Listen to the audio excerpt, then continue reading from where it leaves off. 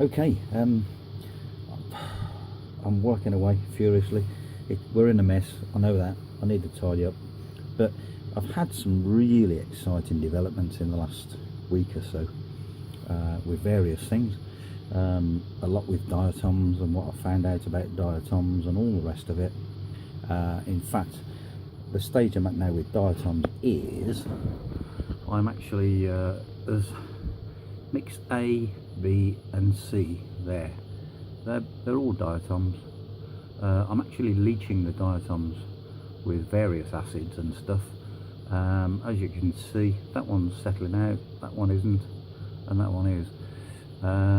3 different reactants there. So that's my diatoms. I've made up a new batch. This is my new batch of diatoms in my new go. These were my old batch. Marked difference in colour. The old batch were quite dark. This batch is a lot lighter, so that's that. I've yet to try those, so that's going to be tomorrow. This is just give you a close-up of that. That there is a new battery that I'm working on. I'm trying to get away from this 2 collector plates, 2 metal collector plates.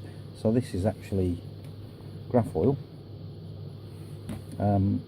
For my earlier videos you will have seen that I use this carbon fibre weave quite a lot, and I haven't forgotten about that. I'm going back to that at some stage with my or maybe not, I don't know, it might be graphene, don't know yet, with my self regenerating batteries, which I've also been working on. And it's kind of a triangle now with this rechargeable battery setup, my old self-regenerating setup, and my solid state work.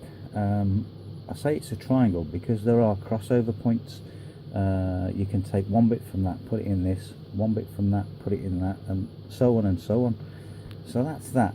Now, unfortunately for this test, I made up a deep eutectic solve there for this, and what's happened is, unfortunately, this was a 2-volt cell and was working quite well. Hadn't perfected that yet, but that's a matter of time, you know, a few days or whatever. I went and put an addition in that and cocked it up, but there you go. What can I say? But it's good for this test for what the other thing that I want to show you with this magnesium, because and there's the diatoms, which is in there. I'll probably just add that one and just show you anyway. That there is diatoms in a binder. Now it's quite thin, so I'll be careful. That is, I've said this before I think, the old Siggy Butts in acetone and brake fluid from courtesy of RMS. I have used it as a binder before in another battery. I've said that, I've yet to show that, but I'll get round to it. So what I did before was, I've just washed that at the moment, that's it. What I did before was, this did not act as a separator then, the material, because of the impregnation of the diatom mix and all the rest of it.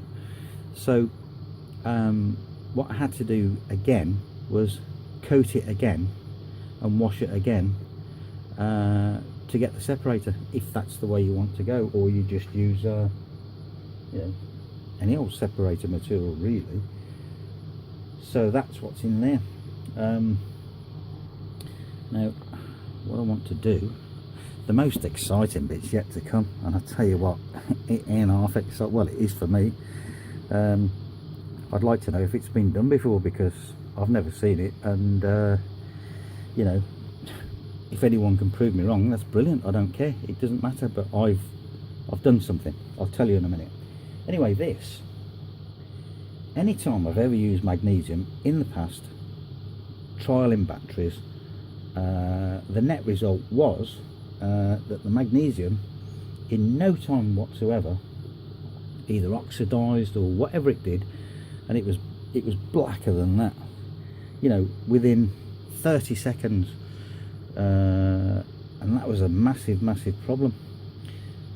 This with that now, it's proving to be a different kettle of fish.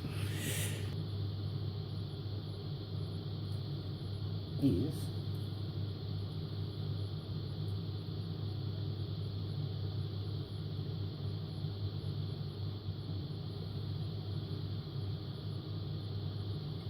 I think a drop of that.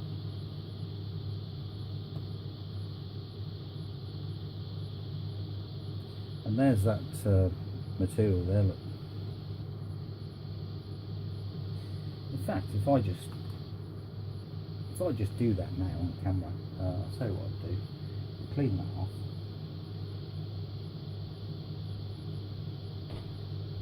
So there's a nice clean piece of graphene. I'll put that new piece on there. So that's my diatoms in a binder, which is made from those cigarette butts. As I say, courtesy of RNS.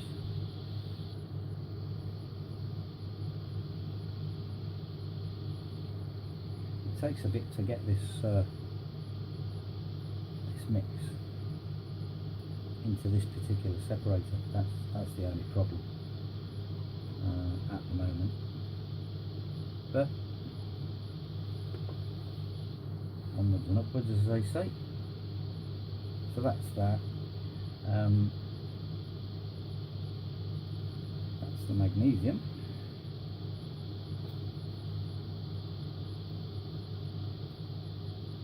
Now, I'm not going to charge that because I'm not getting the voltage I need anyway. I'm just going to run that. Now that's just going to run down in no time because of that. But at least with it running down so quickly, I can put it through a quick charge cycle and show you the bit that I'm dying to show you.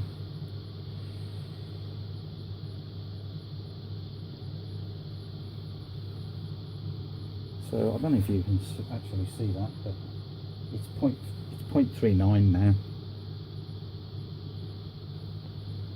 37, 36, 35.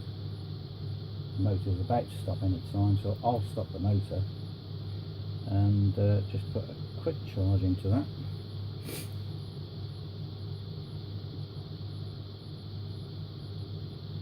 I'm not going to put too much into it, so I'm just going to run it again. As I say, it's going to drop quickly. It's a real shame that I cocked it up with this addition, but I did, and there you go.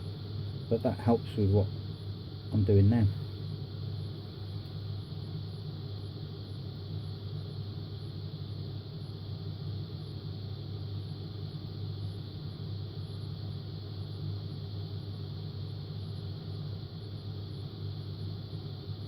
Now, as I say, in the past, whatever I've done with magnesium, you know, it's ended up as black as that in no time. But now, if I just give that another charge. So this is going through charge and discharge cycles. That's the main thing. I want to show you the net effect. So there we go. We'll whack it back on again.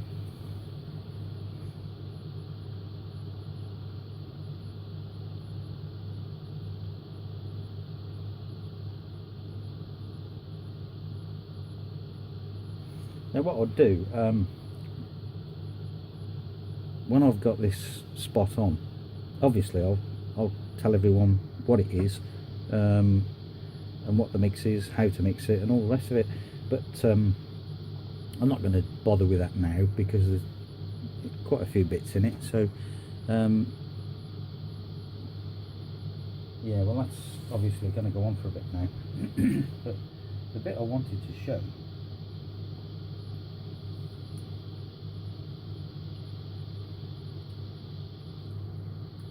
was that. Nothing. There is a coating there on that magnesium, and I think it's a hydroxide, or I hope it is. So you know, I could leave that on there all night and that will still be the same the following day, no problem whatsoever. So that's a bit of a bit of a moment for me to get that far.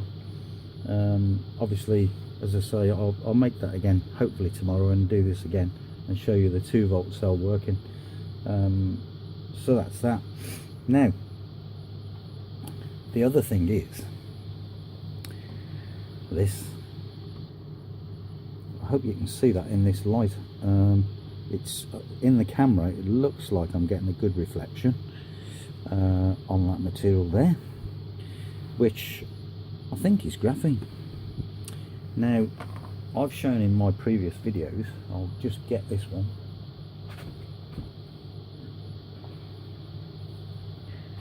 that which was from expanded graphite, and I hope I can get this in the light. I've shown this one before a couple of times, that silvery mix there, that stuff that's sticking to the jar on the side there, look, coating the side of the jar, which is graphene from expanded graphite in the sonicator with this mix that's in here. That is water and acetone. There's another 2 different solvents in there, and again, once I perfect this, I will spill the beans, as they say, as to what it all is.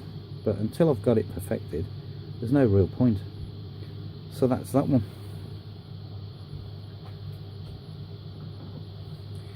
Now this is not graphite. This, I'll get the jar out of the sonicator. It's not finished, it's not completed yet. Again, I need to perfect this, but that is activated carbon.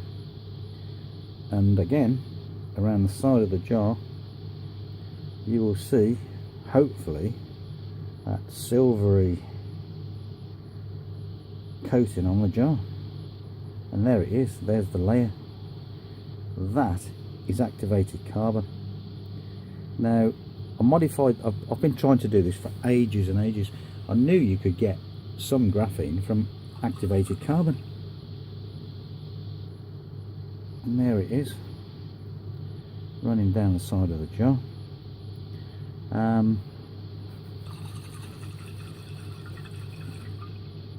Again, once I've perfected this, I'll say exactly what's in here, and again, there is water and acetone on the bottom layer. But as I say, this hasn't had enough time yet in the sonicator, so I'll just pop that back.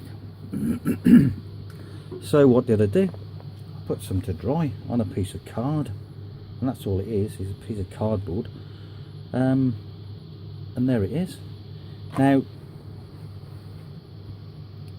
this, I'll just give it a quick buff, you know, as you do. And literally the second time that I buffed it,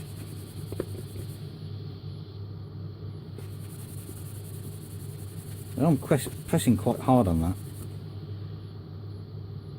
and there's nothing coming off, just a very, very faint residue on there, really faint. And there it is.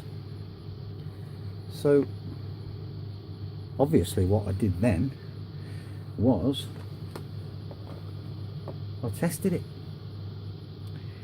Now, because of what it is, I should have done this a bit better, I know, but because of what it is on a piece of card, you wouldn't expect too much. So this meter is on, I won't put it on a resistance reading, I'll put it on conductivity. So that's the meter. I hope you can see that. Yes, you can. Now that's 1/2 centimetre. I'm hoping you can see that. That is 1/2 centimetre. If I were to put this on a 200 ohm reading and do that again, that's what you get. 1/2 centimetre, 60 ohms. It's well, the trouble is with this piece now, I've cocked it up a bit, but you've got to find a piece that actually connects on the card. There's another one, 1/2 centimetre, 100 ohms. That is just absolutely incredible. Another kind of a eureka moment for me, because I've been trying to do this with activated carbon for ages, as in get graphene from it, and I think I have. I've never seen it done before. I haven't seen it on YouTube, so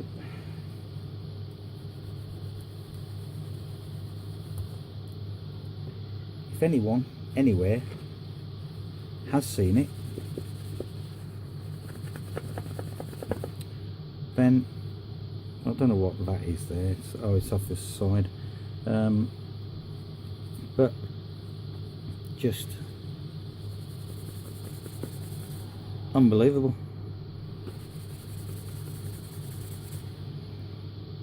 You know, just incredible.